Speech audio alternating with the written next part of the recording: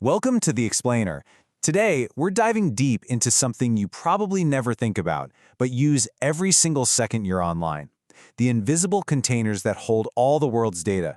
We're going to look at the fierce competition between three of the biggest players and see how their designs literally affect the speed of the internet. I mean, just think about it for a second.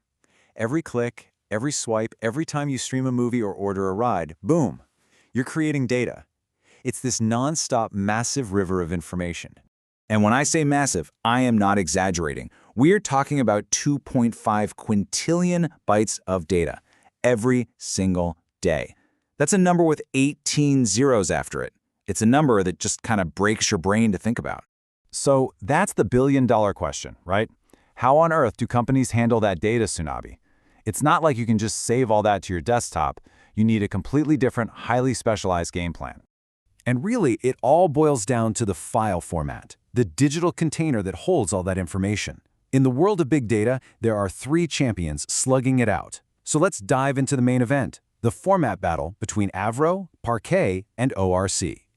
Okay, so before we meet our contenders, we have to understand the problem they were built to solve. For decades, we all just used simple text formats, like a CSV file. And for a while, that was fine, but when data hit petabyte scale, those old methods, well, they didn't just bend, they completely shattered.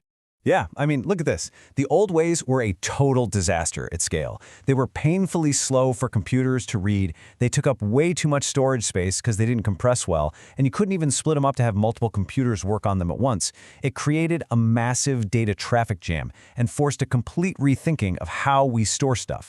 This crisis basically led to a fork in the road, two totally new ways of thinking. The first one is called row-oriented storage, and the diary analogy here is perfect. Each new record, with all of its details, just gets written one after the other. It's simple, it's intuitive, and it's super fast for just adding new information. The second approach, well, it flips that entire idea on its head. This is column-oriented storage, and it's much more like an accountant's ledger. Instead of storing a whole record together, you store all the values for one column together. All the names in one place, all the dates in another, and this one simple change has massive consequences for performance. All right, time to meet contender number one, Apache Avro. Avro is the champion of that first approach, the row-oriented world. Think of Avro as the speedy scribe. Now, what's fascinating here is that Avro's greatest strength is also its biggest weakness.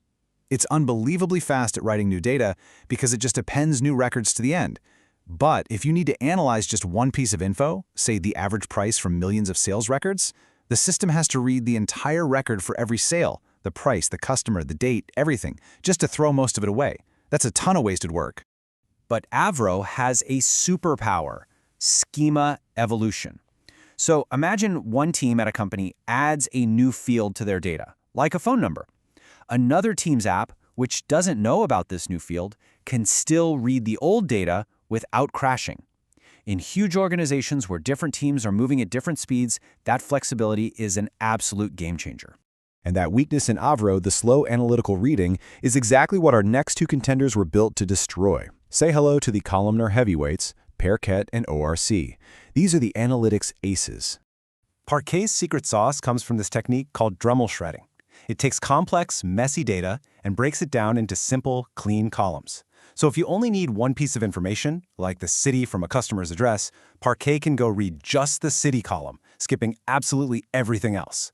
The speed boost from this is just insane.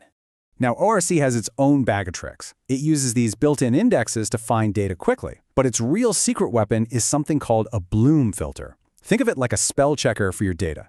It can't tell you for sure if a word is in the dictionary, but it can tell you with 100% certainty if it's not.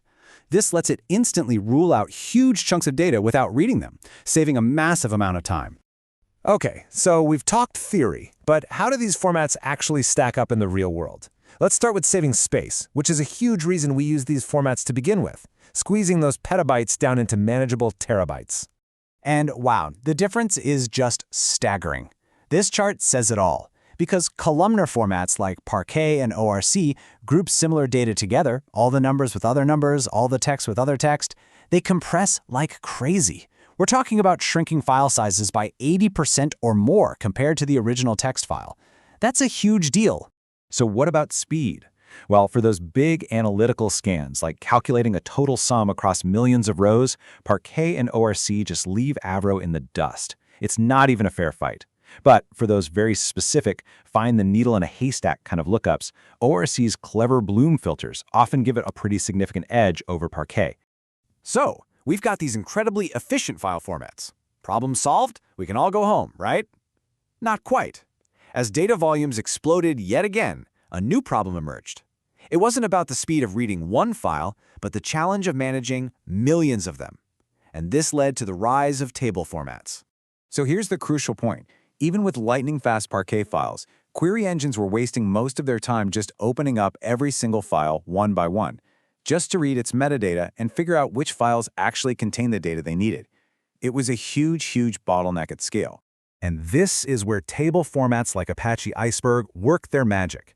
First, the query engine reads one single tiny file called a manifest.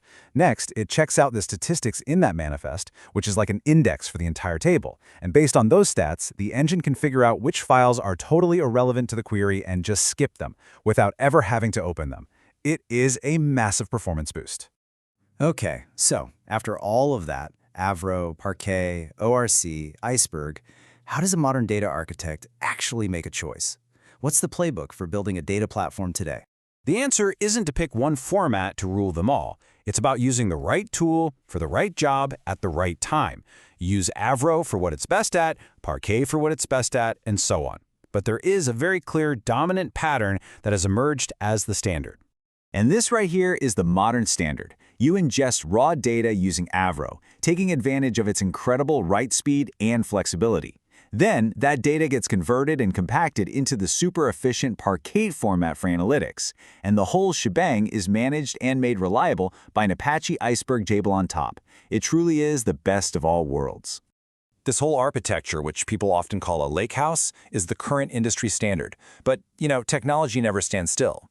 The rise of AI and new kinds of data like vectors for machine learning are already creating brand new challenges that these formats weren't really designed for. The next chapter in the great data format story, well, it's already being written.